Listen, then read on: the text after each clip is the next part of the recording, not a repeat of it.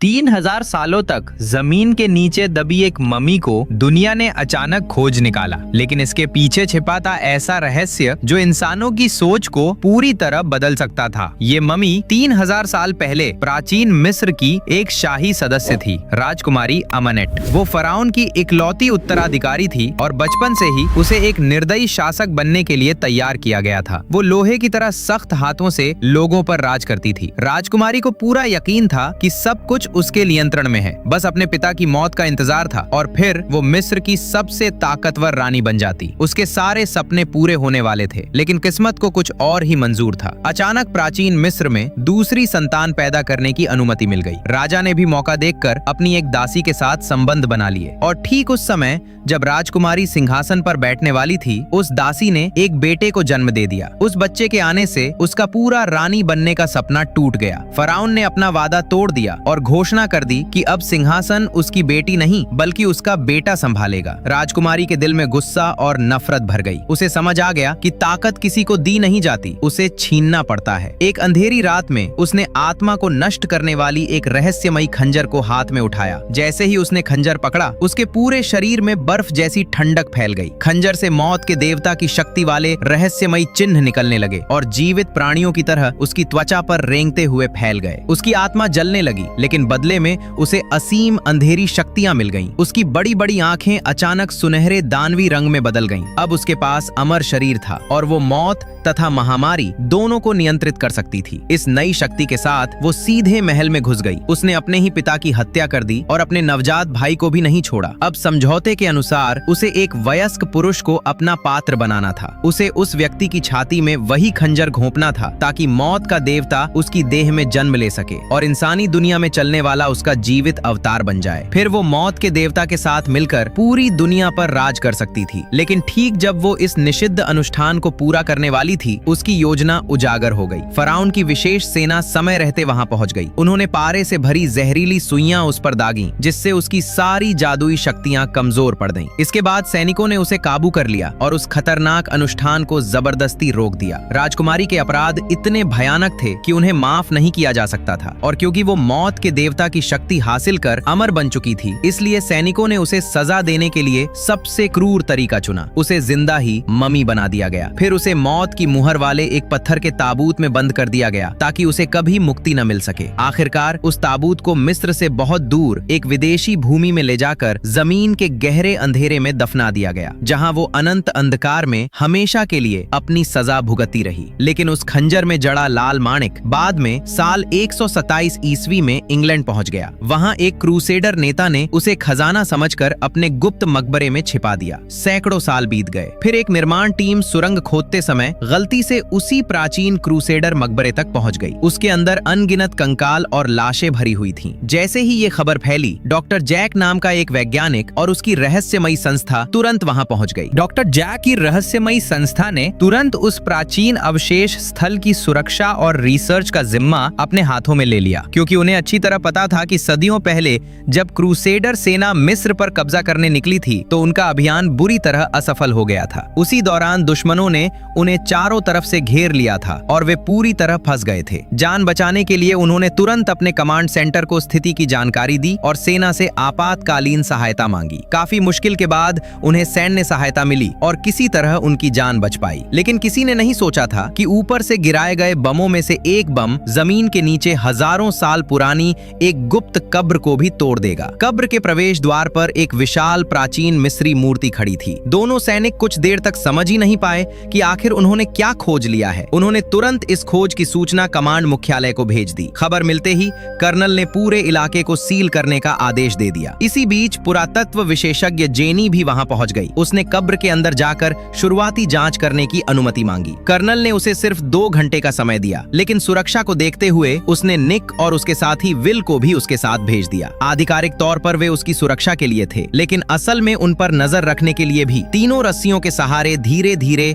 उस अंधेरी भूमिगत कब्र में उतरने लगे। लेकिन नीचे पहुंचते ही उन्हें एहसास हुआ कि ये जगह उनकी कल्पना से कहीं ज्यादा विशाल थी। दीवारों पर प्राचीन मिस्री लिपियां उकेरी हुई थीं, जो किसी शाही इतिहास का संकेत दे रही थीं। फिर भी वहां किसी भी प्रकार के खजाने का कोई निशान नहीं था। लेकिन जल्द ही उन्हें कुछ अजीब चीजें दिखाई देने लगी। पूरे मकबरे में हर तरफ पारे फुहारे की बूंदें टपक रही थीं और वो सारा पारा बहकर कब्र के बिल्कुल मध्य भाग में इकट्ठा हो रहा था। प्राचीन मिस्री कथाओं के अनुसार पारा दुष्ट आत्माओं और राक्षसी शक्तियों को दबाने के लिए इस्तेमाल किया जाता था। जेनी ने तुरंत अनुमान लगाया कि ये कोई सामान्य मकबरा नहीं है, बल्कि किसी भयानक और शैतानी शक्ति को कैद करने के लिए बनाया गया एक विशाल कारागार है। उसने दोनों सैनिकों को ताकतवर सर्चलाइट जलाने के लिए कहा और वे मकबरे के और अंदर बढ़ने लगे। कुछ देर बाद वे कब्र के सबसे गहरे हिस्से तक पहुंच गए। वहां एक विशाल गड्ढा था जो पूरी तरह पारे से भरा हुआ था। उस गड्ढे के चारों ओर 6 विशाल अनुबिस देवता की मूर्तियां खड़ी थीं। ऐसा लग रहा था मानो वे किसी चीज की रखवाली कर रही हों। जेनी ने सावधानी से पूरे क्षेत्र का निरीक्षण किया और फिर एक चौंकाने वाला निष्कर्ष निकाला। ये कोई साधारण शाही कब्र नहीं थी। अन्य फराउन की कब्रों में जहां रक्षक मूर्तियां बाहर की ओर देखती थीं, वहीं यहाँ सभी मूर्तियां गड्ढे की तरफ मुड़ी हुई थीं। इसका मतलब था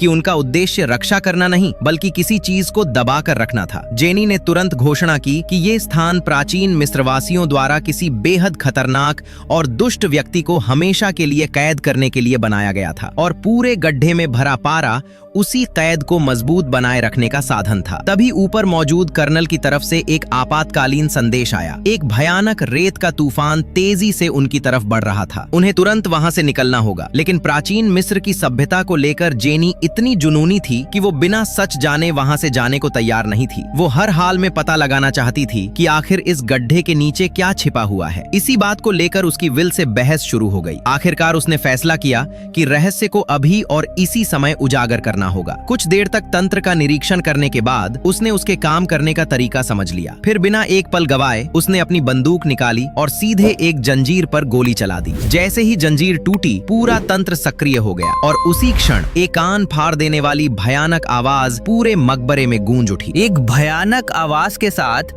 विशाल गियर घूमने लगे और धीरे धीरे पारे से भरे उस गड्ढे के अंदर से एक भारी पत्थर का ताबूत बाहर आने लगा। यही था 3000 साल पहले मम्मी बनाई गई राजकुमारी अमानेट का ताबूत। बिना जाने समझे निक ने खुद अपने हाथों से उसे आजाद कर दिया था। जैसे ही ताबूत पूरी तरह ऊपर उठा, उसका सामने वाला हिस्सा सीधे निक की तरफ आ गया। ताबूत पर बने रहस्यमयी चित्रों को देखते ही तीनों के शरीर में सिहरन दौड़ गई और तभी एक अजीब घटना घट गई। आसपास की दीवारों की दरारों से अचानक ऊंट मकड़ियों का एक विशाल झुंड बाहर निकल आया और वे सीधे बदकिस्मत विल की तरफ दौड़ पड़े। विल घबरा गया और तुरंत अपनी मशीन गन से अंधाधुंध फायरिंग शुरू कर दी, लेकिन गोलियों का उन मकड़ियों पर लगभग कोई असर नहीं हुआ। निक लगातार चिल्लाता रहा कि ये जहरीली नहीं है और उसे शांत करने की कोशिश करता रहा, लेकिन आखिरकार एक मकड़ी ने विल को बुरी तरह काट लिया। गुस्से में बड़बड़ाते हुए विल बोला कि उन्हें तुरंत यहाँ से निकलना चाहिए। जब तीनों वहाँ से जाने की तैयारी कर रहे थे, तभी निक की नजर अचानक ताबूत पर बनी आंखों पर पड़ी। अगले ही पल वो किसी सम्मोहन की तरह एक रहस्यमयी भ्रम में खो गया। उसे अपने चारों तरफ सिर्फ अंतहीन रेगिस्तान दिखाई दे रहा था और दूर से एक खूबसूरत स्त्री धीरे धीरे उसकी ओर बढ़ रही थी। जैसे जैसे वो करीब आती गई, उसका चेहरा साफ दिखाई देने लगा। वो और कोई नहीं बल्कि अमानेट राजकुमारी थी। उसकी मोहक आंखें सीधे निक की आत्मा में उतर रही थीं। सौभाग्य से जेनी ने समय रहते उसे झकझोर दिया और निक तुरंत वास्तविक दुनिया में लौट आया। लेकिन उसके मन में एक ही सवाल घूम रहा था, आखिर वो अजीब सपना था क्या? क्या लगातार जागने और खजाने की तलाश में लगे रहने की वजह से उसका दिमाग थक गया था? लेकिन अभी तक किसी को अंदाजा नहीं था कि असली खतरा अब शुरू हो चुका है। जेनी ने सेना से एक सैन्य परिवहन विमान की मांग की ताकि इस हजारों साल पुरानी मम्मी को रिसर्च के लिए ले जाया जा सके। मगर जैसे ही ताबूत को उसके प्राचीन कारागार से बाहर निकाला गया, एक और अजीब घटना घट गई। आसपास शांत बैठे कौओं का विशाल झुंड अचानक बेकाबू हो उठा। वे बेहद तीखी और डरावनी आवाजें निकालने लगे, मानो किसी आने वाली मौत की चेतावनी दे रहे हों। लेकिन डरावनी बात यहीं खत्म नहीं हुई।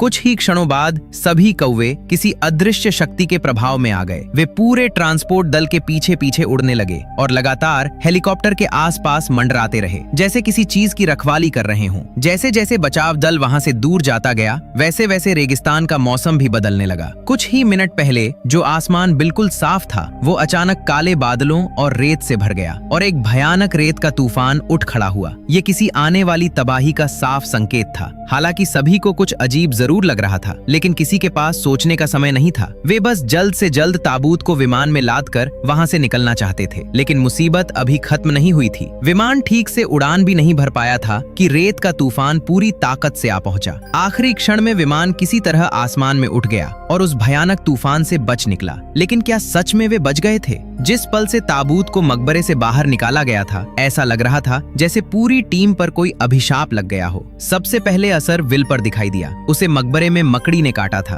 और उसके बाद से उसकी हालत लगातार बिगड़ती जा रही थी। उसकी आंखों की पुतलियां अनियंत्रित होकर ऊपर की तरफ पलटने लगी। कुछ ही देर में वो बेहोश हो गया, लेकिन निक ने उसकी हालत पर ध्यान नहीं दिया, क्योंकि इस समय वो जेनी की बातों में पूरी तरह डूबा हुआ था। जेनी ताबूत पर लिखे प्राचीन शिलालेखों का अनुवाद कर रही थी और उसने निक को उस मम्मी की असली कहानी बतानी शुरू की। उसे पता चला कि ताबूत के अंदर कैद महिला का नाम अमानत था। निक पूरी दिलचस्पी से उसकी कहानी सुन रहा था। तभी उसकी नजर एक बार फिर ताबूत पर बनी आंखों पर पड़ी और अगले ही पल उसकी चेतना दोबारा उसी रहस्यमयी भ्रम में खिंच गई। इस बार उसे अपने कानों में एक फुसफुसाहट सुनाई दी, ये सब तुम्हारे लिए है। निक अचानक चौंक कर होश में आया और जब उसने पीछे मुड़कर देखा तो उसका खून जम गया। विल किसी पागल इंसान की तरह ताबूत के पास खड़ा था और उसके हाथ में एक चाकू था जिसे वो पूरी ताकत से पकड़े हुए था। विल ताबूत को बांधने वाली रस्सियों को काटने की कोशिश कर रहा था। नीचे खड़े कर्नल ने जब उसका अजीब व्यवहार देखा तो तुरंत उठकर पूछा कि आखिर वो क्या कर रहा है, लेकिन विल ने बिना कुछ कहे सीधे उस पर चाकू से हमला कर दिया। निक ने उसे रोकने के लिए आवाज लगाई और शांत रहने को कहा, लेकिन अगले ही पल विल ने पलटकर दूसरा वार कर दिया। इस बार चाकू सीधे कर्नल के शरीर में घुस गया। कर्नल मौके पर ही ढेर हो गया। इसके बाद विल धीरे धीरे निक और बाकी लोगों की तरफ बढ़ने लगा, मानो उसे लोगों को मारने का जुनून सवार हो चुका हो। सभी सैनिकों ने तुरंत अपनी बंदूकें उसकी तरफ तान दी, लेकिन कोई भी विमान के अंदर गोली चलाने की हिम्मत नहीं कर रहा था, क्योंकि अगर गलती से विमान की दीवार में छेद हो जाता तो अंदर मौजूद कोई भी व्यक्ति जिंदा नहीं बचता। स्थिति बिगड़ती देख निक ने एक सैनिक के हाथ से बंदूक छीन ली। वो लगातार अपने दोस्त को समझाने की कोशिश कर रहा था, लेकिन विल किसी शैतानी ताकत के कब्जे में आ चुका था। उसने फिर से चाकू उठाया और सीधे निक पर हमला कर दिया। तभी सभी लोगों को एहसास हुआ कि विल के साथ कुछ बेहद भयानक हो चुका है। आसपास मौजूद लोग चाहे जितना चिल्लाते रहे, उसे कोई फर्क नहीं पड़ा। वो पूरी तरह अपनी इंसानियत खो चुका था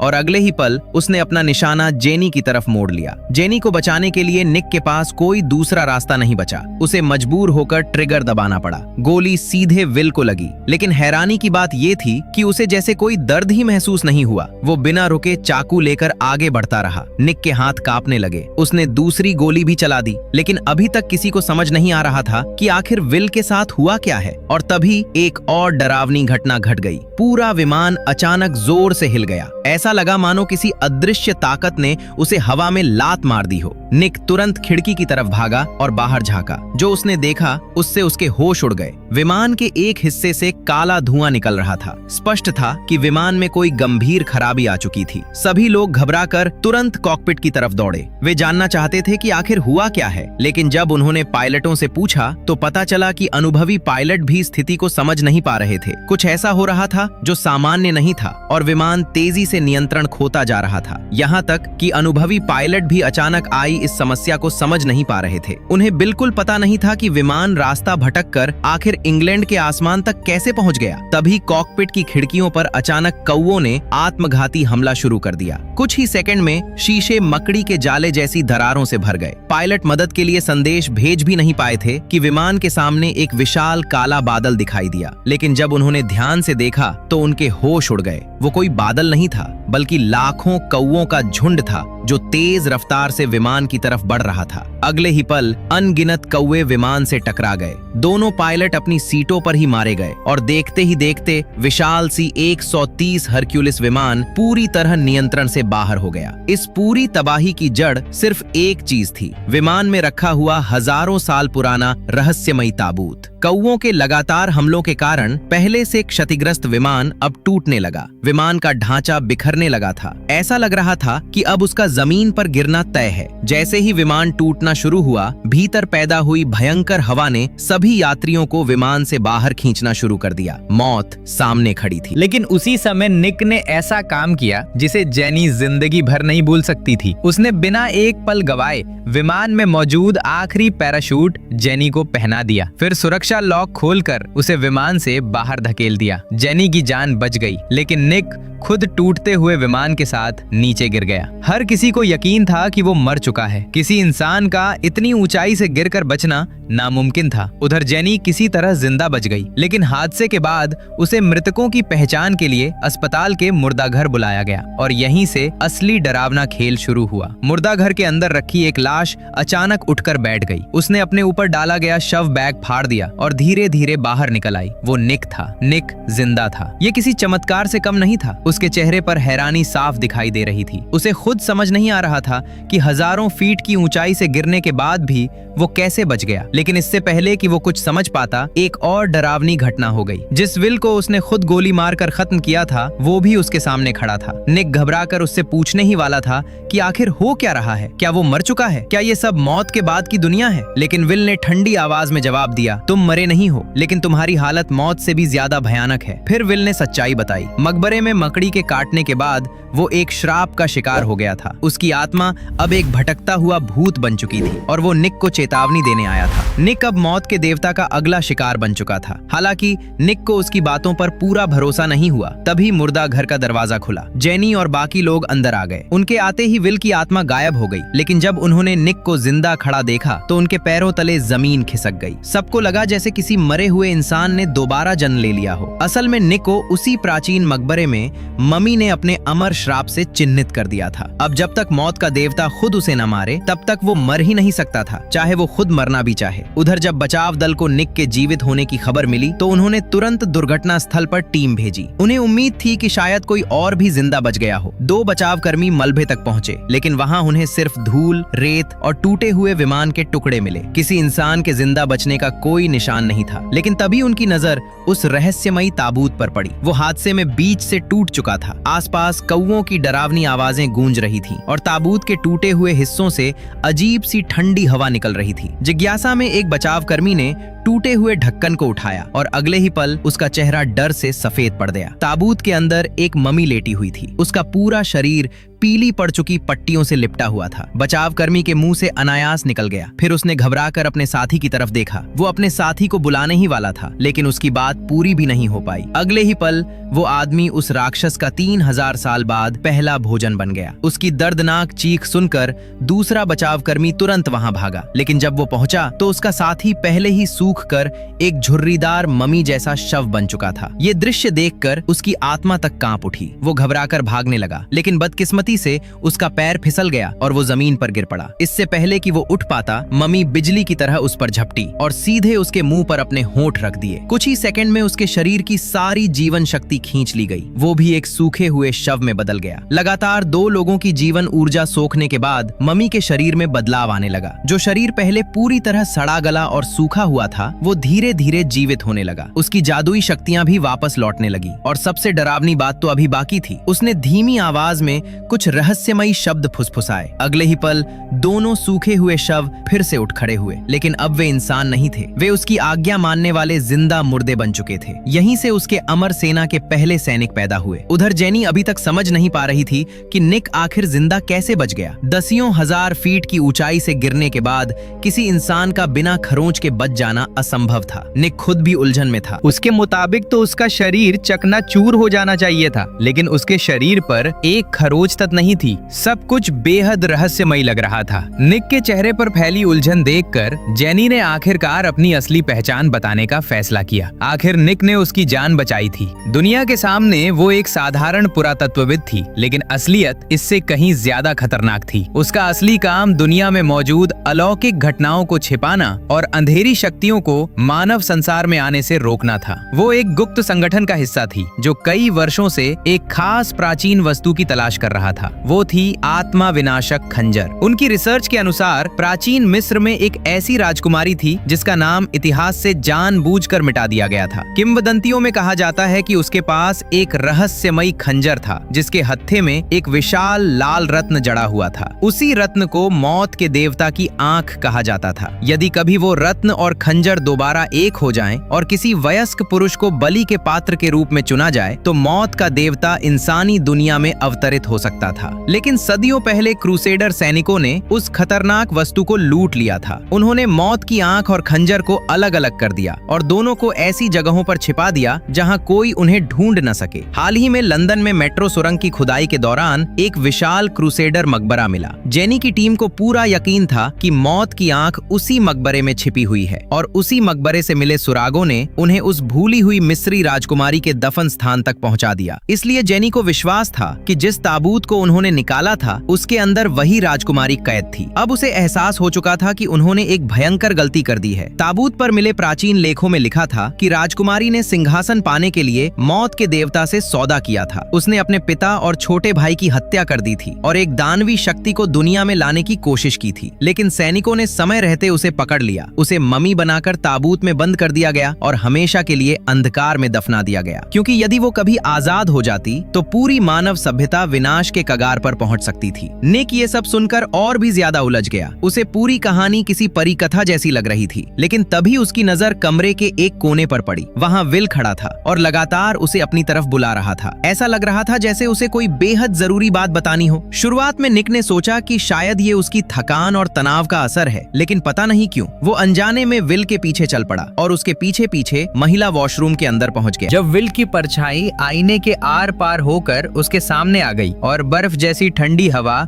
निक के चेहरे से टकराई, तब जाकर उसे एहसास हुआ कि ये कोई सपना नहीं था। विल ने निक से कहा, तुम विमान दुर्घटना में इसलिए नहीं बचे क्योंकि किस्मत तुम्हारे साथ थी, बल्कि इसलिए क्योंकि हम दोनों एक भयानक श्राप का शिकार हो चुके हैं और इस श्राप से बचने का सिर्फ एक ही तरीका है, मम्मी जो चाहती है उसे होने दो। निक ये सुनकर हैरान रह गया। उसने पूछा कि आखिर वो इस श्राप का शिकार कैसे हुआ। तब विल ने उसे पूरी सच्चाई बताई। जिस समय ताबूत को पारे के गड्ढे से बाहर निकाला गया था, उस समय ताबूत की आंखें सीधे निक की तरफ थीं और जब मम्मी ने हजारों साल बाद पहली बार अपनी आंखें खोली तो सबसे पहला आदमी जिसे उसने देखा था वो निक था। इसी वजह से मौत के देवता ने निक को अपने चुने हुए पात्र के रूप में चुन लिया था। विल ने चेतावनी दी, तुम इससे बच नहीं सकते। अगर मम्मी ने तुम्हें पूरी आत्मा विनाशक खंजर से मार दिया तो मौत का देवता तुम्हारे शरीर में जन्म ले लेगा और फिर पूरी दुनिया तबाही में डूब जाएगी। ये सुनकर निक के पैरों तले जमीन खिसक गई। वो किसी भी कीमत पर इस बात पर विश्वास नहीं करना चाहता था, लेकिन तभी उसके आसपास अजीब आवाजें गूंजने लगीं और अचानक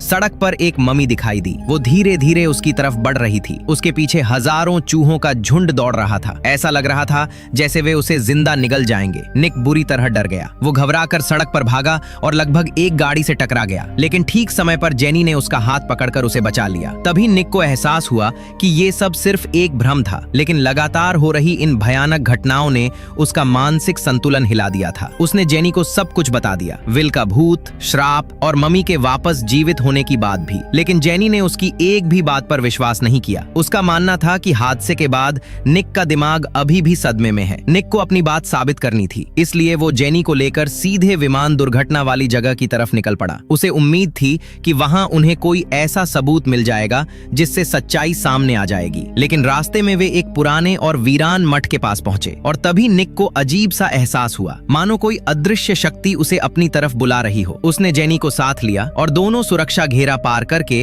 उस खंडहर बन चुके मठ के अंदर चले गए। जैसे जैसे वे अंदर बढ़ते गए वैसे वैसे माहौल और डरावना होता गया। चारों तरफ अंधेरा, सन्नाटा और घुटन महसूस हो रही थी। जेनी का मानना था कि उन्हें सीधे विमान के मलबे तक जाना चाहिए, इसलिए उसने अलग अलग दिशा में खोजबीन करने का फैसला किया। लेकिन जैसे ही जेनी वहां से दूर गई, निक अकेला रह गया और यही वो मौका था जिसका मम्मी को इंतजार था। वो पहले से ही अंधेरे में छिपकर निक पर नजर रख रही थी। निक कुछ समझ पाता उससे पहले एक रहस्यमयी शक्ति ने उसे जकड़ लिया और अगले ही पल उसकी चेतना फिर से उसी अंतहीन रेगिस्तान वाले भ्रम में पहुंच गई। जब उसे होश आया तो उसने खुद को मठ के अंदर बने एक प्राचीन अनुष्ठान कक्ष में पाया। लेकिन इससे पहले कि वो कुछ समझ पाता, एक काली परछाई बिजली की गति से आई और उसे उठा ले गई। अगले ही पल निक खुद को एक ठंडी पत्थर की वेदी पर बंधा हुआ पाया। कई मम्मी नौकरों ने उसे कस कर पकड़ रखा था और उसके सामने खड़ी थी अमानेट राजकुमारी। वो निक की जांच कर रही थी। उसे ये सुनिश्चित करना था कि निक मौत के देवता के लिए सही पात्र है या नहीं। और जब उसे यकीन हो गया तो उसने सदियों पुराना अनुष्ठान दोबारा शुरू करने का फैसला कर लिया। मम्मी राजकुमारी आगे बढ़ी और एक ही मुक्के में सामने लगी पवित्र मूर्ति को तोड़ डाला। मूर्ति के अंदर एक प्राचीन खंजर छिपा हुआ हुआ था, वही आत्मा विनाशक खंजर जिसकी तलाश